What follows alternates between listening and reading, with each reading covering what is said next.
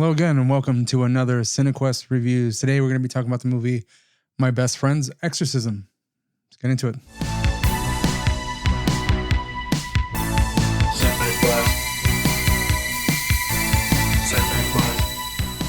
My Best Friend's Exorcism is based on a book written by Grady Hendrix by the same name.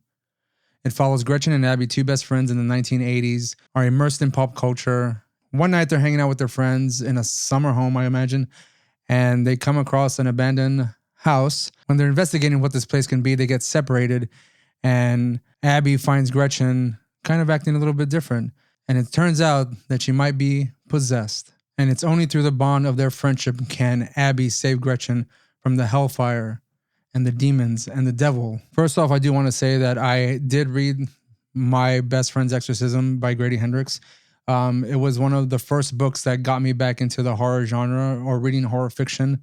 I had stopped reading horror fiction for a long time, and just by the cover alone, I'll show you a picture right here. It's enough for someone of a fan of 80s horror movies to want to read this book, and it didn't disappoint. I really enjoyed the characters, and every chapter had the title of a song from the 80s. And the one thing about the book that I did enjoy the most is that it really captured the essence of what 80s like B horror movies would be, and kind of like a John Hughes kind of fact. It really had the heart of a fun story and two friends really sharing their friendship, and friendship winning over everybody, and even winning over the devil for that matter. Sorry, I hear cats outside. It's late, right? Yeah, so the book itself does capture like the heart of the 80s like peak of like a John Hughes movie and 80s horror comedies, a genre that I'm a huge fan of. I love like all those horror comedies such as like Return of the Living Dead, like Society, all those kinds of movies that are just kind of like, they have elements of horror and gore, and they're also quite funny and very lighthearted. Those are the kind of movies I like, or I grew up watching. And that's why I was so excited for this to be adapted into a film, because I felt, man, that is the perfect book to be adapted into a movie. It could capture all those kind of like it would be like Stranger Things, you know. I'd hoped. It felt like all the elements were there to be a successful, fun movie. I watched the movie this morning and I was kind of disappointed. I felt that the movie lacked a lot of the heart from the story and the friendship between the two characters, and I felt that it just kind of fell flat. A lot of the jokes were kind of, I feel everything, it feels a lot really, if the movie feels very rushed and forced. And I just think it's kind of unfortunate. I was really hyped to see this movie just because I love the book so much, and was kind of excited to see Grady Hendrix's story get adapted into a film. And I'm hoping that they will continue to adapt his movies into films, because I feel like they warrant them. They're very fun books to read. Since that first, I know he's written others before. I think there was like one or two before My Best Friend's Exorcism, like Horror Store. I wouldn't say he's the best writer, but he really captures the heart of the story and the characters. Kind of like Stephen King, you know. Stephen King's not exactly the best writer out there, but he really knows how to make you feel for the characters, and that's kind of like the essence of that. And unfortunately, that didn't translate over so well for the movie. I felt like there was a lot of chemistry lacking between the two main characters, Gretchen and Abby. The other two friends, I mean, I could have easily done without them.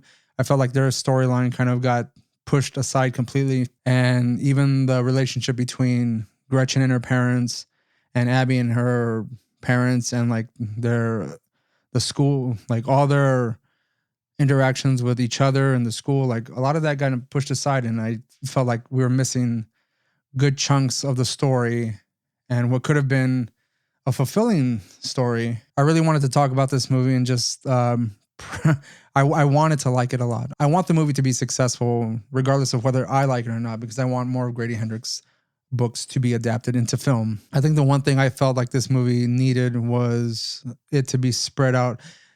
It's almost, I think it was like an hour 37 minutes long, or an hour 35, somewhere around there. And I was kind of just bored the whole time. I was hoping that the movie would pick up at some point. And it just felt, it didn't pick up the steam. Like it kind of just dragged on, and it was still trying to find its footing even to the very end.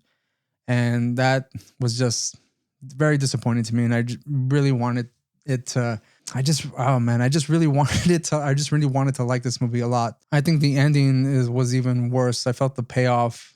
This is kind of like spoilers, so beware. The ending with the demon, whenever it does reveal itself, it just looks like a golem with like horns or something.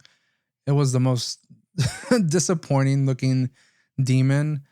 I mean, it felt like it should have been like more grand, more evil looking, just scarier.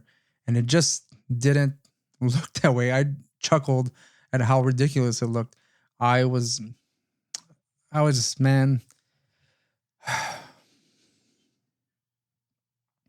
almost questioning why I felt the need to talk about it, as just even questioning right now why I feel the need to talk about this movie is that I just really wanted more from this. And I felt like it could have been done possibly in like a mini series. If they had stretched out the stories a little bit longer, explored the characters a little bit more, I would have found myself probably caring about these characters. I didn't care about these characters at all.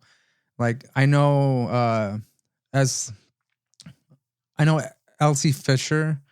I've seen her in a few other movies, and she's a great actress. I really like her a lot, but this one, it just didn't do it. I felt like just wasn't enough time to explore the characters and the friendship. I didn't believe the friendship, and I felt like that was the main part of this movie, along with all the horror shit going on, the demons, the possible.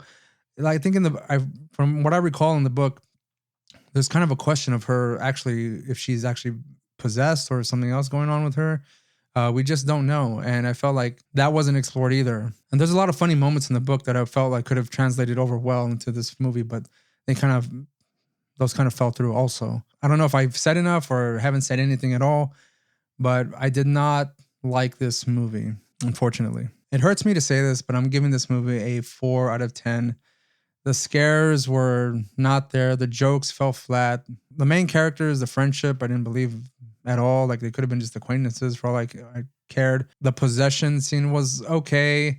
I know they got like the guy in the mall to come in. The Lemon Brothers, who represented the quote unquote the power team from back in the day on like the Trinity Broadcast Network, who are lifting weights for Jesus and like power, the breaking chains and shit like that. I felt like they did that better in the Workaholics episode whenever they brought those I forgot what the name was, but like and that was funnier.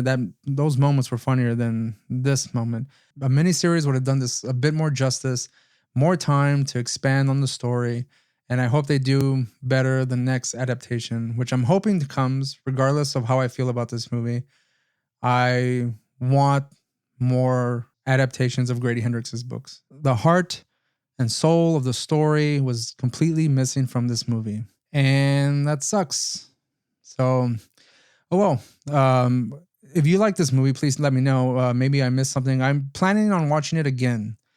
If there's a movie I don't like, and especially if I feel like I'm missing something, and I think I might be with this movie, I'll give it a second watch.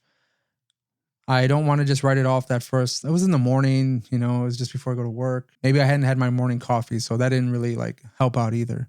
But I'm gonna give it a second watch, and if there's any update on my rating, I will update it in the comments. But right now, I'm giving it a 4 out of 10. Regardless, tell me what you think about this movie in the comments. Did you read the story? Did you like the story? Do you think it was a faithful adaptation to the book? Let me know. Maybe I'm missing something.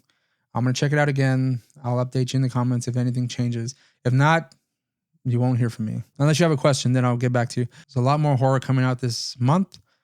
We should be doing a review of The Monsters soon, so you'll check that out. If you like this video, please like and subscribe, turn on notifications, and leave a comment. Let me know what you think. See you next time.